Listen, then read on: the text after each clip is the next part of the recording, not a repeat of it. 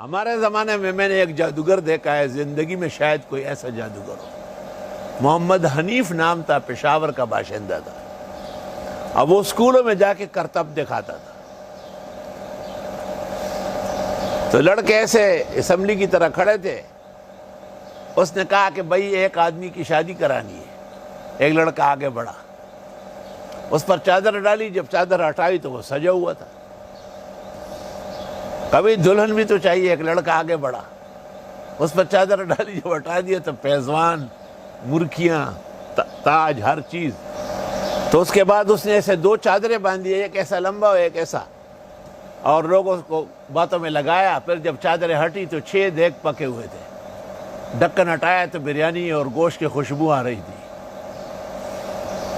اور اس کے پاس 2 نچے تھے، ایک اس ہاتھ میں لیتا تھا، ایک اس میں۔ اس نچے کو جو کھینچتا تھا نا تو وہ چلتا تھا، اور جب اس نچے کو کھیلتا تھا تو وہ چلتا تھا۔ یہ بے چدارا کا غم دارازی، چدارا کا غم دارازی۔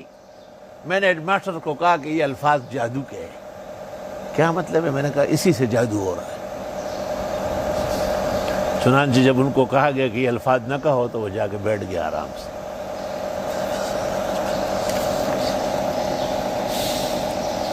ہمارے استاد عبدالہادی ماسٹر نے بھی کہا کہ پوری کائنات یہ بڑے جادوگروں میں سے ایک ہے۔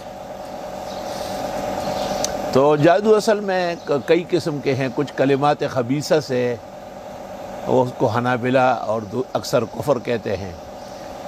شان ورشا نے بھی مشکلات القرآن میں کہا ہے کہ مادۃ الکفر۔ اور کچھ ہاتھ کی صفائی ہے، کچھ تدبیریں ہیں، ریاضتیں ہیں، وہ کفر تو نہیں ہے۔ تفسیر کبیر میں امام رازی نے حضرت امام اعظم سے نقل کیا ہے کہ اگر دشمنوں کے ہاں ساحر ہو تو پھر مقابلہ ضروری ہے۔ چنانچہ سہارنپور میں ایک ہندو تھا، اور وہ کہتا تھا مولوی کا مذہب غلط ہے، ہمارا سچا ہے۔ پھر زمین میں چلا جاتا تھا اور وہاں نکل آتا تھا۔ لوگ بڑے حیران ہوتے تھے، دڑا دڑ ہندو ہو رہے۔ حضرت مولانا خلیل احمد صاحب مظہرالعلوم سہارنپور کے صدر نشین اور شیخ الحدیث کے استاذ پیر، ان کو اللہ تعالیٰ نے یہ فن بھی دیا تھا۔ طالب علم نے جا کے بتایا، مولانا فوراً تشریف لائے،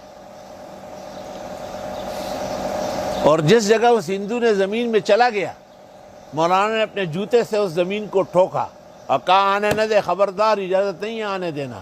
آج تک وہ نہیں نکلا۔ کہ روکے اس کو، آپ کو اجازت نہیں ہے واپس کرنے کی۔